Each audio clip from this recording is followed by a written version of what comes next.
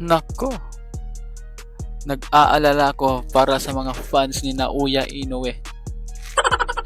Naoya Inoue tuluyan ng nakulong sa bitag ni Turki Al-Sheikh. So, kung ikaw po ay bago sa aking channel, so sana po is pakihit naman po yung subscribe button. Yun na nga po. Nakakabuti ba ang pagpasok ni Naoya Inoue or pag-sign ni Naoya Inoue sa kontrata kay Turki Al-Sheikh? O baka nakakasama para sa kanya? Para sa kanya, kung hindi talaga siya kung meron siyang inaalaga ang karera. So, pero kung kagaya siya ni Pacquiao or ni Janril Casimero na walang kinakatakutan, so hindi ito nakakasama sa kanya. Pero pag may iniingatan siya na kapakanan or career niya, nako, hindi makakaiwas dito si Naoya Inoue. Gaya na lang noong si Senator Manny Pacquiao sa sa kontrata niya dati under din sa sa Arab din yun parang Arab din yun, nakalimutan ko. Basta meron siyang kontrata doon at nakasuhan pa nga si Manny Pacquiao.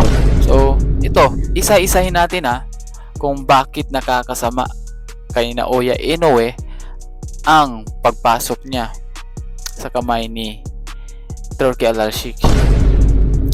Una, alam naman natin na si Turki Al-Sheikh ay gustong ipalaban si Naoya Inoue kay Tank Davis, di ba?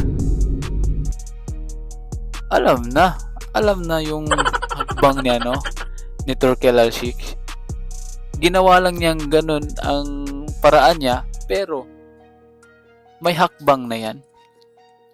Gusto niya nang ipalapa si Naoya Inoue sa kanyang bata na si Tank Davis.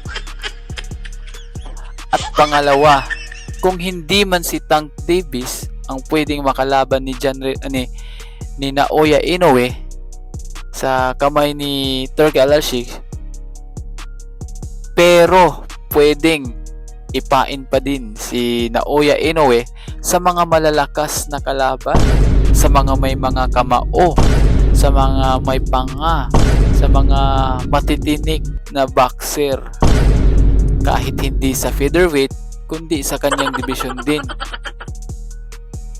Pwedeng ilaban niya si Janril Casimero kay Naoya Inoue. Pwede niya din ilaban si Junto Nakatani.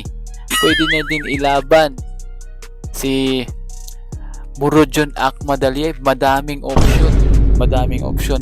Kaya lang ang option ni Turki Al-Sheikh para kay Naoya Inoue, sigurado akong hindi kagaya ng option nila ni Naoya ng kampo ni Naoya Inoue na ipalaban lamang kay Sam Goodman, kay Martin, kay sino ba yan?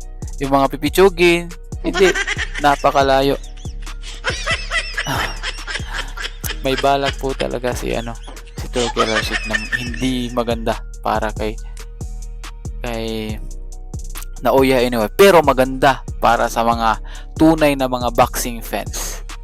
So sana po ay abangan ninyo kung anong susunod na hakbang na gagawin ni Turki Al-Sheikh para maipain si Naoya Inoue, the monster ng Japan, sa mga malalakas sa kanyang division. So yan lamang po.